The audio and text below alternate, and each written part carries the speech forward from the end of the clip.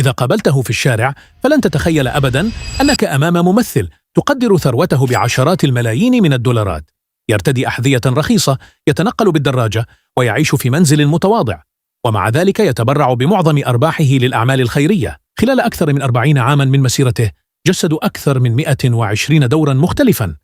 قبل عدة سنوات قرر التخلي عن ثروته، فباع ممتلكاته في لوس أنجلوس وانتقل إلى إيطاليا مع زوجته بعيداً عن هوليوود.